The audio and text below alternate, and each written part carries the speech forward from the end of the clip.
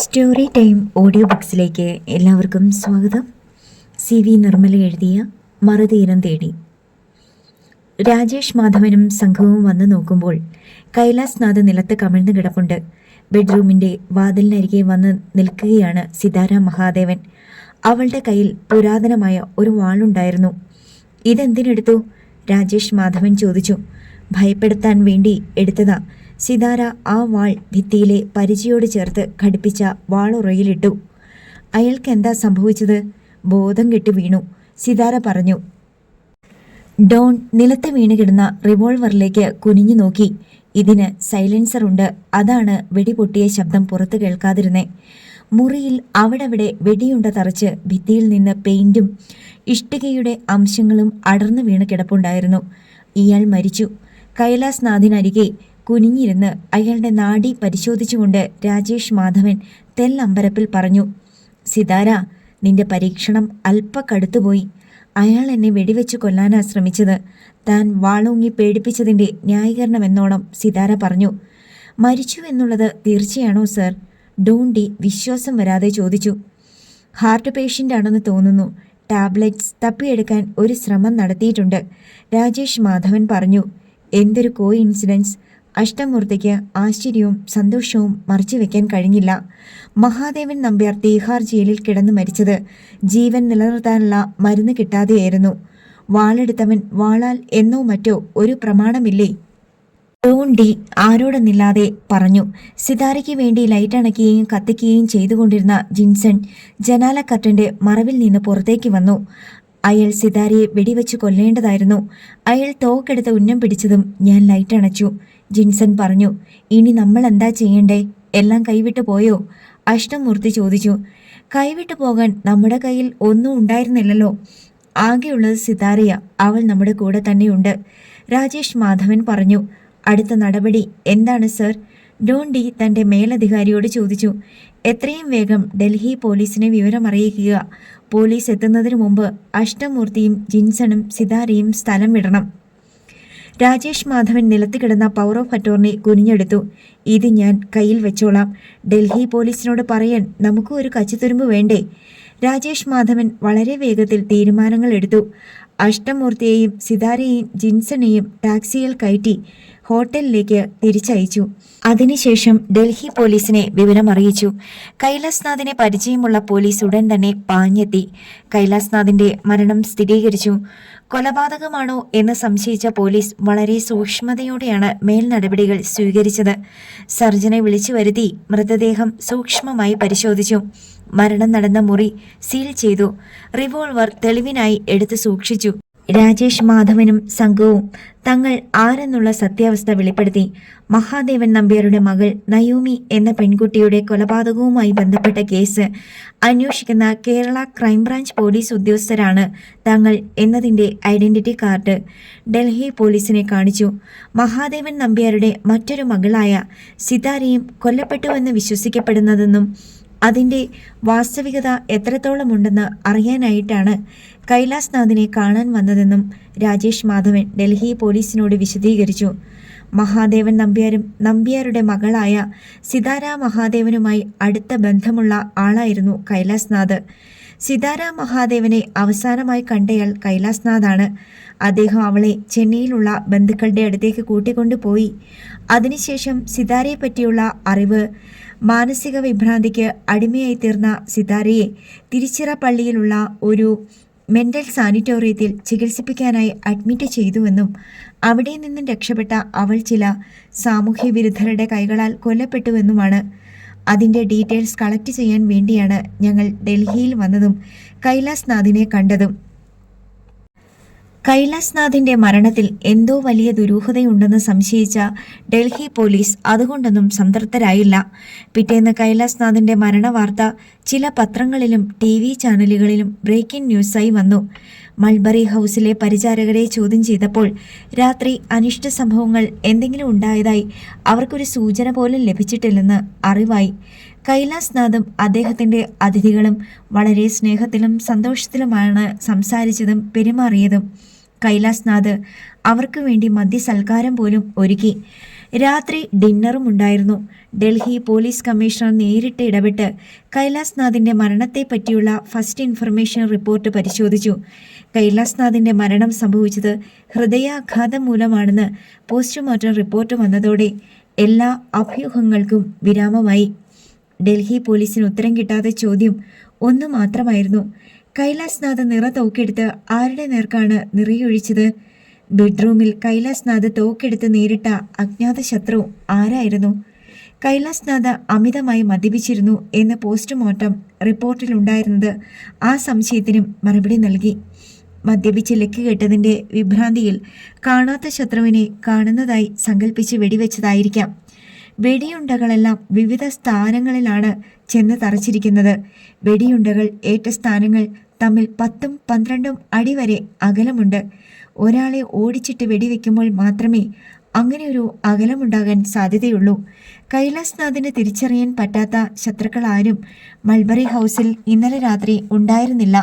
ഉണ്ടായിരുന്നെങ്കിൽ അതിഥികളോ പരിചാരകരോ കാണേണ്ടതായിരുന്നു. അവശേഷിച്ച സംശയം ഏതെങ്കിലും മോഷ്ടാവ് എന്തെങ്കിലും മോഷ്ടിക്കാൻ വേണ്ടി കൈലാസ്നാഥിന്റെ കിടപ്പറയിൽ കയറിക്കൂടിയിരുന്നോ എന്നതാണ്. എന്നാൽ എന്തെങ്കിലും മോഷ്ടിക്കപ്പെട്ടതിന്റെ ഒരു ലക്ഷണവും കണ്ടില്ല. എന്തെങ്കിലും മൽപ്പിടുത്തം നടന്നതിന്റെയോ ഒരു മോഷ്ടാവ് പതുങ്ങിയിരുന്നതിന്റെയോ ലക്ഷണങ്ങളുമില്ല.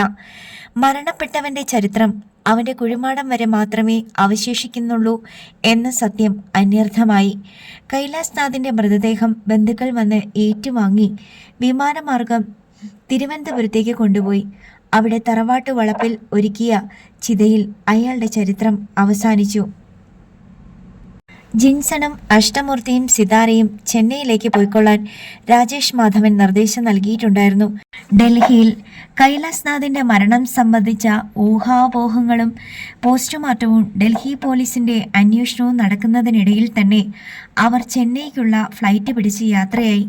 കൈലാസ്നാഥ് മരണപ്പെട്ട രാത്രിയിൽ മൾബറി ഹൗസിൽ അതിഥികളായിരുന്നു എന്ന കാരണത്താൽ രാജേഷ് മാധവനും കൂട്ടർക്കും 2 ദിവസം കൂടി ഡൽഹിയിൽ തങ്ങേണ്ടി വന്നു.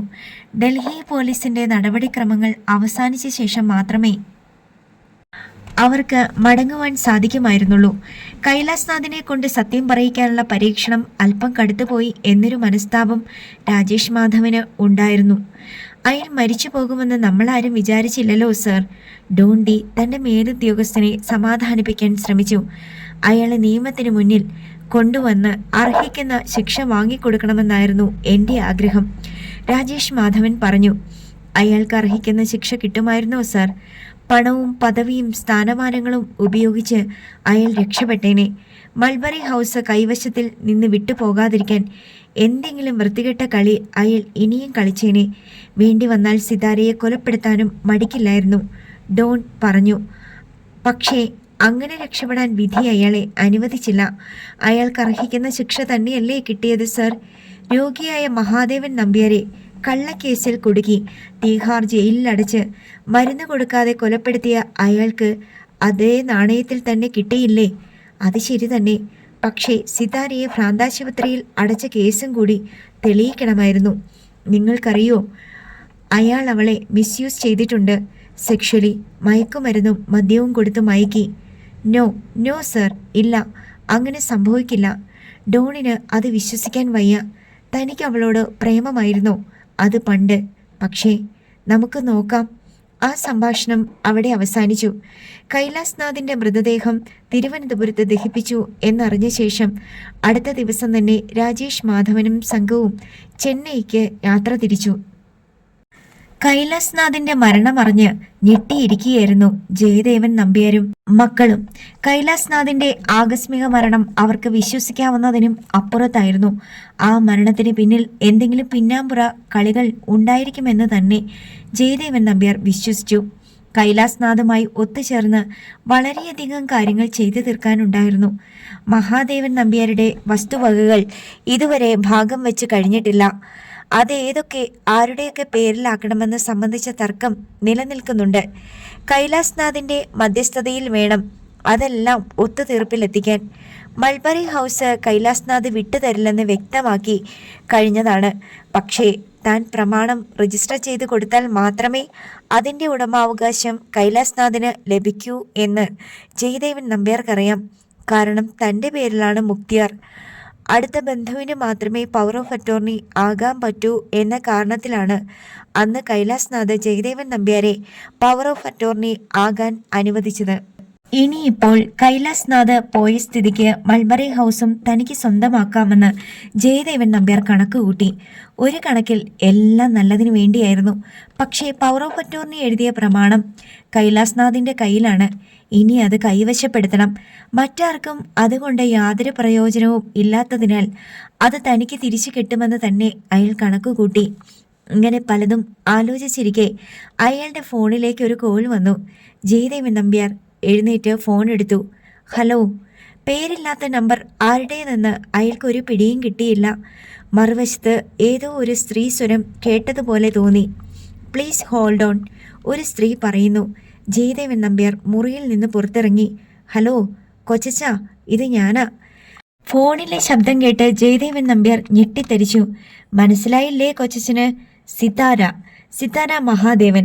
തീപ്പൊള്ളലേറ്റതുപോലെ അയാൾ ഫോണിനെ നോക്കി. പെട്ടെന്ന് അത് താഴെയിട്ടു. അയാളുടെ സകല രോമകൂപങ്ങളും തണുത്തു.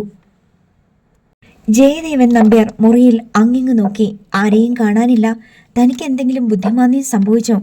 അയാൾ താഴെ കിടന്ന ഫോണെടുത്ത് ചെവിയോട് ചേർത്തു. കോൾ കട്ടായിട്ടില്ല. കൊച്ചച്ചൻ എന്താ എന്നോടൊന്നും സംസാരിക്കാത്തത്? ഫോണിൽ നിന്ന് ചോദ്യം വന്നു. നീ ആരാ? അയാളുടെ ശബ്ദം വിറച്ചു.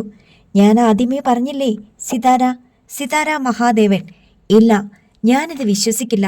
സിതാര മരിച്ചുപോയി. മരിച്ചു. പ്രേതങ്ങളുടെ ലോകത്ത് നിന്ന് സംസാരിക്കുക ഞാൻ. ഇവിടെ നമുക്കറിയാവുന്ന ഏത് ഭാഷയിലും സംസാരിക്കാൻ പറ്റും. ഇല്ല, ഞാനിത് വിശ്വസിക്കില്ല. സിതാര മരിച്ചുപോയി. മരിച്ചു. നീ വേറെ ആരോ ആണ്. സിതാരയുടെ ശബ്ദം അനുകരിക്കാൻ കഴിയുന്ന ഏതോ പെണ്ണ്. കൊച്ചച്ചന് എന്നെ കണ്ടാൽ വിശ്വാസമാകുമോ? അയാൾ ഞെട്ടിത്തിരിഞ്ഞ് മുറിയിലെമ്പാടും നോക്കി. കാണാൻ പറ്റുന്നില്ല അല്ലേ? പക്ഷേ ഈ മുറിക്കകത്ത് ഞാനുണ്ട്. കൊച്ചച്ചന് എന്നെ കാണാൻ സമ്മതമാണെന്ന് പറയുന്നത് വരെ. എന്നെ കാണാൻ പറ്റില്ല. സമ്മതമാണോ? വേണ്ട. ശരി, വേണ്ട. നമുക്ക് ഫോണിൽ തന്നെ സംസാരിക്കാം. അങ്ങനെ പറഞ്ഞുകൊണ്ട് അയാൾ വാതിൽ തുറക്കാനായി ഡോർ ഹാൻഡിലിൽ കൈവച്ചു. കൊച്ചച്ച, വാതിൽ തുറക്കാൻ ശ്രമിക്കല്ലേ. വാതിൽ തുറന്നാൽ നേരെ മുന്നിൽ ഞാൻ നിൽക്കുന്നത് കാണാം. ജയദേവൻ നടുക്കത്തിൽ ഡോർ ഹാൻഡിൽ നിന്ന് പിടിവിട്ടു. അയാൾ മേശയ്ക്കടുത്തേക്ക് നീങ്ങി. അവിടെ മറ്റൊരു ഫോൺ ഇരിപ്പുണ്ടായിരുന്നു. അയാൾ അത് കയ്യിലെടുത്തു. കൊച്ചച്ച, ആരെയും വിളിച്ചു വരുത്താൻ ശ്രമിക്കരുത്. ഞാനായിരിക്കും ആദ്യം മുന്നിൽ പ്രത്യക്ഷപ്പെടുന്നത്. ഇല്ല. അയാൾ ഫോൺ താഴെ വെച്ചു. ഇനി നമുക്ക് കാര്യത്തിലേക്ക് കടക്കാം. ശരി, അങ്ങനെ ആയിക്കോട്ടെ. ഞാൻ ചോദിക്കുന്ന എല്ലാ ചോദ്യത്തിനും കൃത്യമായിട്ട് ഉത്തരം പറയണം. മരിച്ചുപോയ ആത്മാക്കളോട് കള്ളം പറയാൻ പാടില്ല. കാരണം ആത്മാക്കൾക്ക് കണ്ണാടി ചില്ലിൽ കൂടി കാണുന്നത് പോലെ എല്ലാ സത്യവും നേരിൽ കാണാനും തിരിച്ചറിയാനും കഴിവുണ്ട്. ചോദിക്കട്ടെ? ചോദിച്ചോളൂ. ജയദേവന്റെ സ്വരത്തിൽ വിറ പടർന്നു. എൻ്റെ അച്ഛനെ കൊല്ലിക്കാൻ കൈലാസ്നാഥിനോടൊപ്പം കൊച്ചച്ഛനും കൂട്ടുനിന്നില്ലേ? ഞാൻ നേരിട്ടൊന്നും ചെയ്തിട്ടില്ല.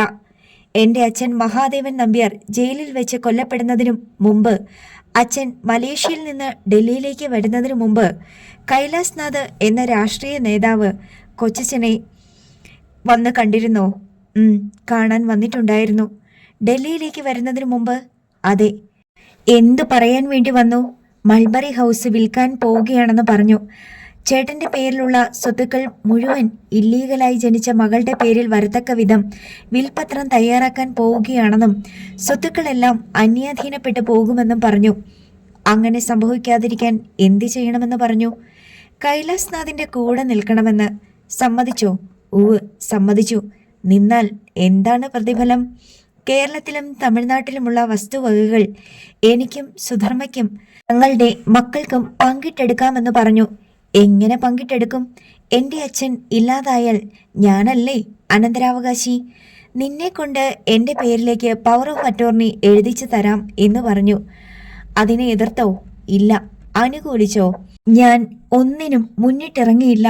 എനിക്കൊന്നും അറിയില്ല എന്ന് പറഞ്ഞു. എല്ലാം അയാൾ തന്നെ ചെയ്തോളാമെന്ന് പറഞ്ഞില്ലേ? ഇല്ല, ഒന്നും വിട്ടു പറഞ്ഞില്ല.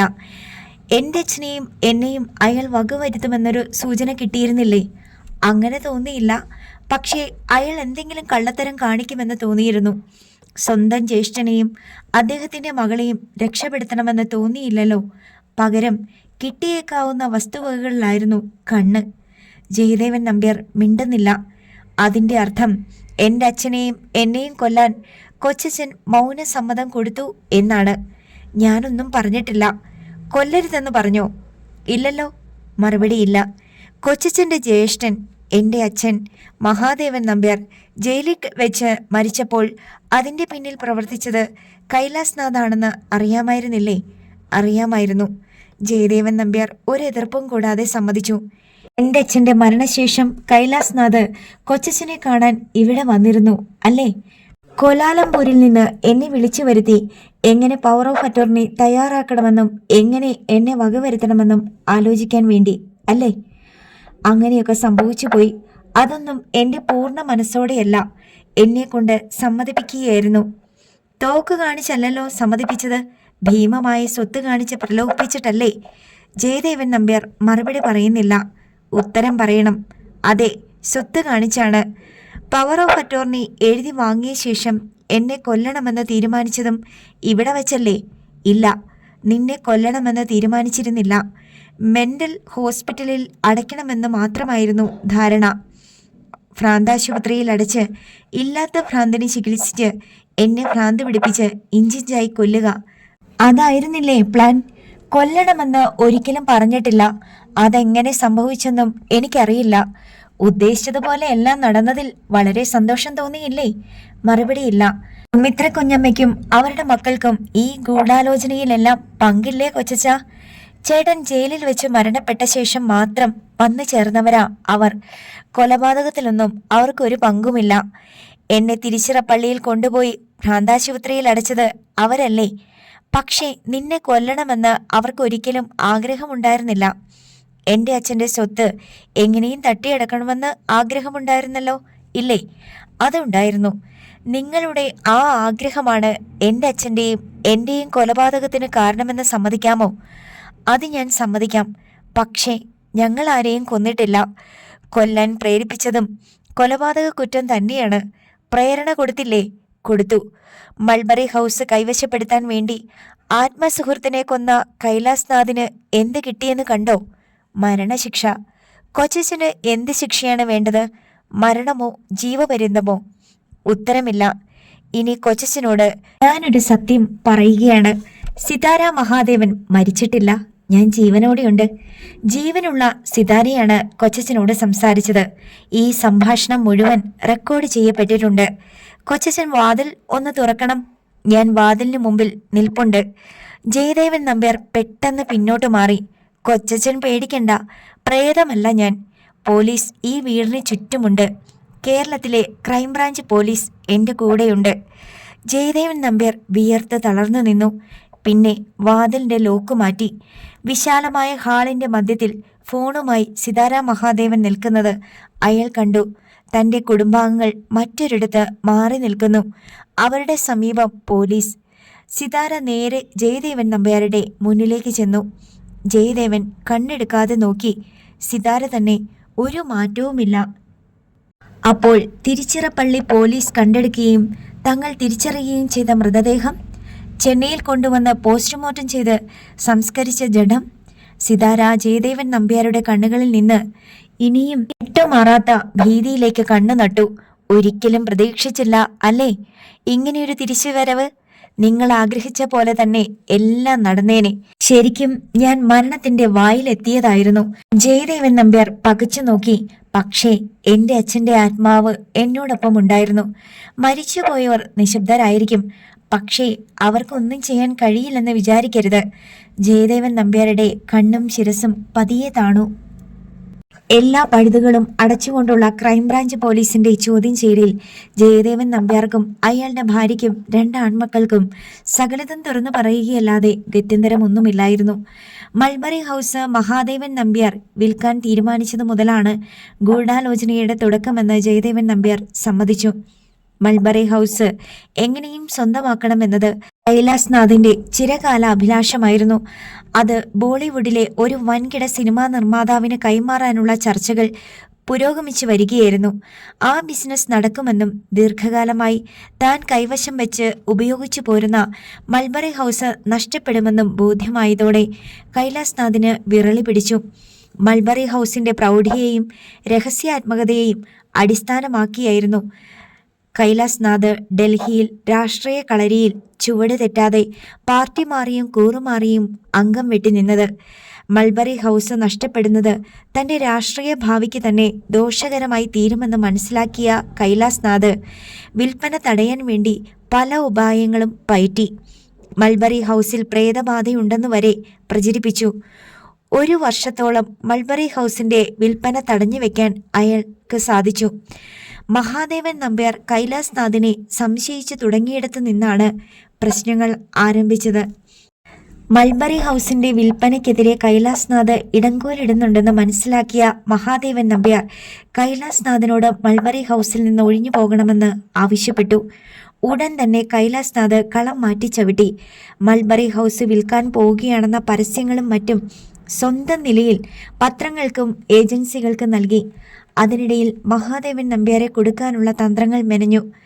മഹാദേവൻ നമ്പ്യാരുടെ മരണത്തിന് മുൻപ് തന്നെ കൈലാസ്നാഥ് നിങ്ങളുമായി കൂടിയാലോചന നടത്തിയിരുന്നു അല്ലേ? ക്രൈംബ്രാഞ്ച് ഡിവൈഎസ്പി രാജേഷ് മാധവൻ ജയദേവൻ നമ്പ്യാരോട് ചോദിച്ചു. സംസാരിച്ചിട്ടുണ്ടായിരുന്നു. ജയദേവൻ നമ്പ്യാർ സമ്മതിച്ചു. ഫോണിലോ അതോ നേരിട്ടോ? ആദ്യം ഫോണിൽ വിളിച്ച് മൾബറി ഹൗസ് വിൽക്കാൻ പോവുകയാണെന്ന് പറഞ്ഞു. നിങ്ങൾക്ക് അതിൽ എന്തെങ്കിലും അവകാശമുണ്ടോ എന്ന് അന്വേഷിച്ചു. അപ്പോൾ നിങ്ങൾ എന്ത് പറഞ്ഞു? ഞങ്ങൾക്ക് എന്ത് അവകാശം? മൾബറി ഹൗസിൽ പോവുകയും കാണുകയും ചെയ്തിട്ടുണ്ടെന്നേ ഉള്ളൂ. അത് നഷ്ടപ്പെടാൻ പോവുകയാണെന്നറിഞ്ഞപ്പോൾ വലിയ വിഷമം തോന്നി. മഹാദേവൻ നമ്പ്യാരുമായി നിങ്ങൾക്ക് അടുപ്പമൊന്നും ഇല്ലായിരുന്നോ? ആദ്യകാലത്തൊക്കെ ഉണ്ടായിരുന്നു. എൻ്റെ ജ്യേഷ്ഠനല്ലേ?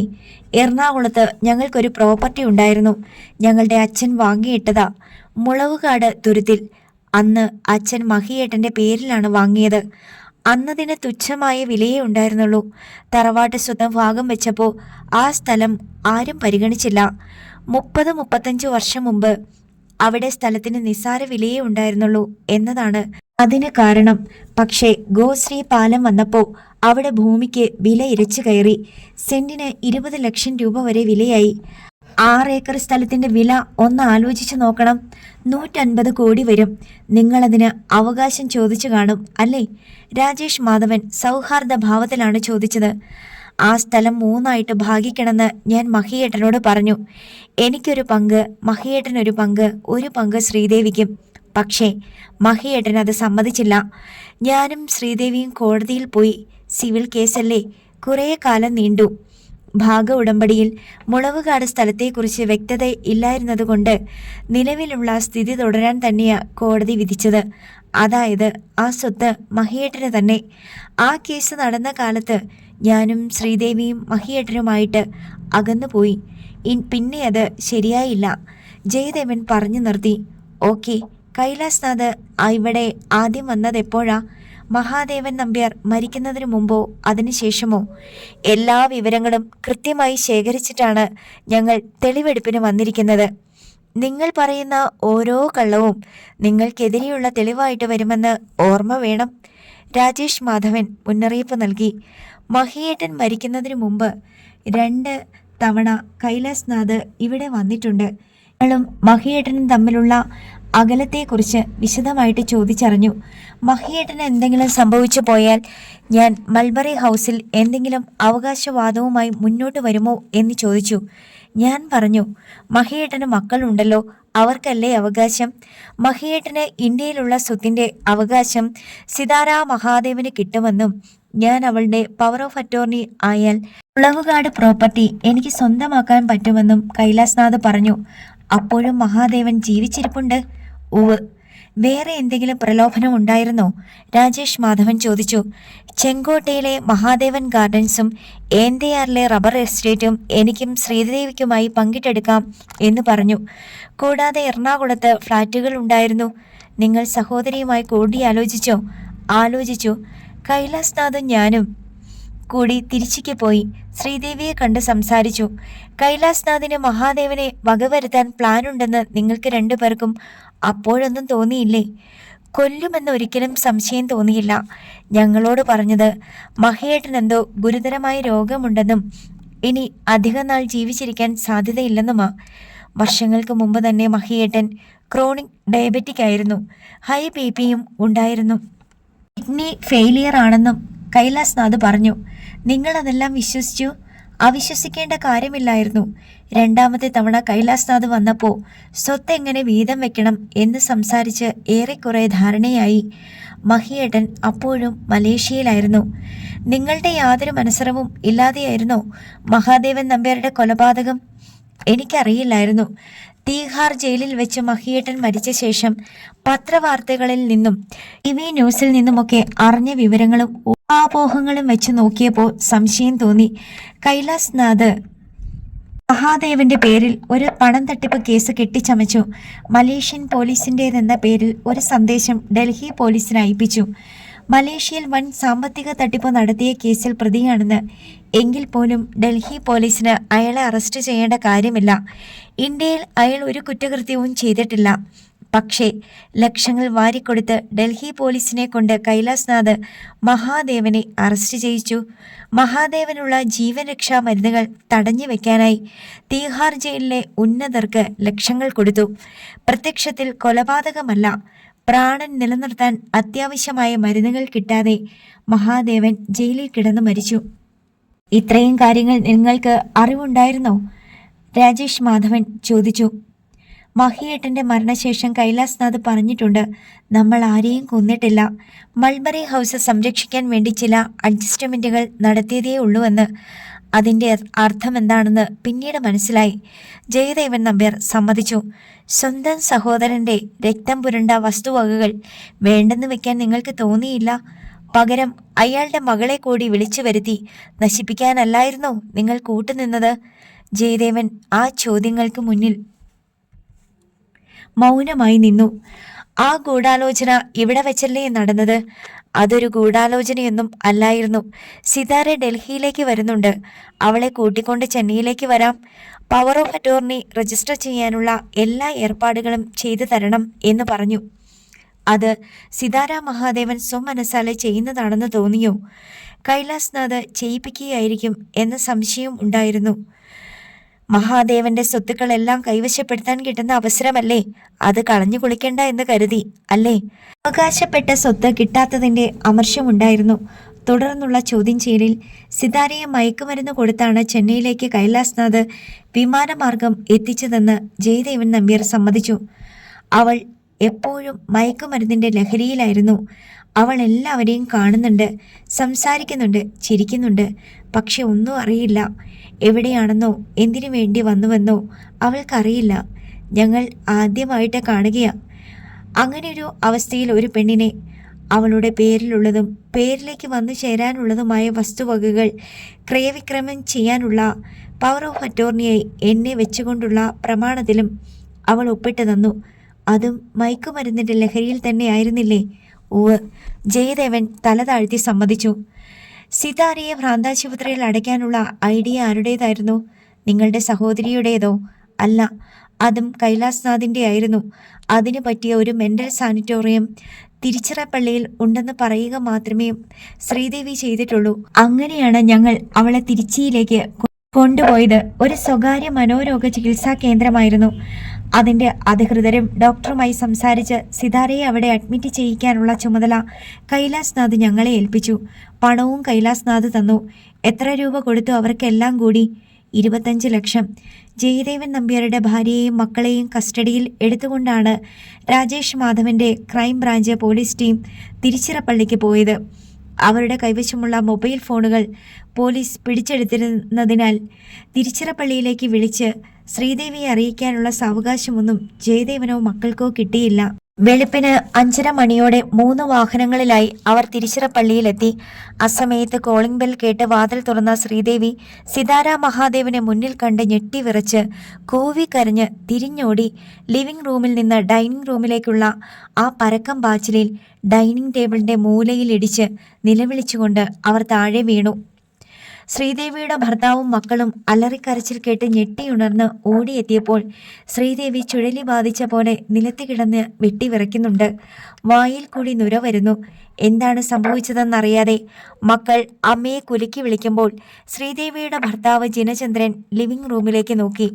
അവിടെ സിതാര നിൽക്കുന്നത് കണ്ട് അയാൾ ഞടുങ്ങി. സിതാരയുടെ പിന്നിലായി മറ്റു ചിലരെ കൂടി കണ്ടതോടെ അവരുടെ പേടി അന്താളിപ്പിന് വഴിമാറി. നേരം ഇനിയും പ്രഭാതമായിട്ടില്ല. ഭൂമിയിൽ നിന്ന് ഇരുട്ട് നീങ്ങി തുടങ്ങുന്നതേയുള്ളൂ.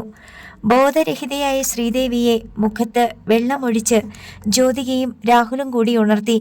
പിച്ചും പേയും പുലമ്പിക്കൊണ്ടിരുന്ന അവരെ അപ്പോൾ തന്നെ കാറിൽ കയറ്റി ഹോസ്പിറ്റലിലേക്ക് കൊണ്ടുപോയി.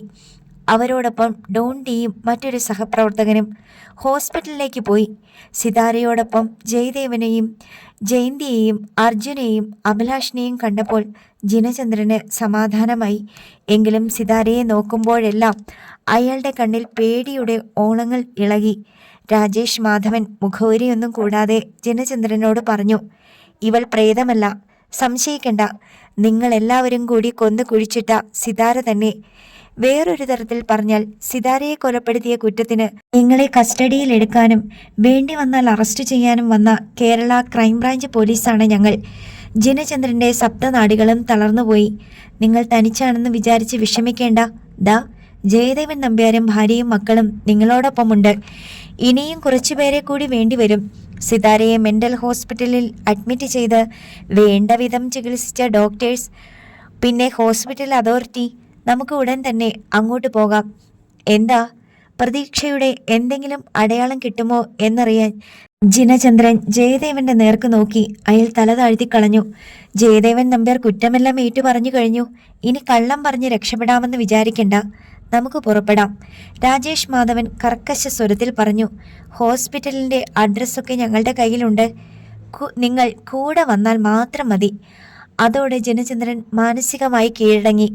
സിതാരയെ ചികിത്സിച്ച മെന്റൽ ഹോസ്പിറ്റലിലേക്ക് 10 മിനിറ്റിനുള്ളിൽ അവർ യാത്ര തിരിച്ചു.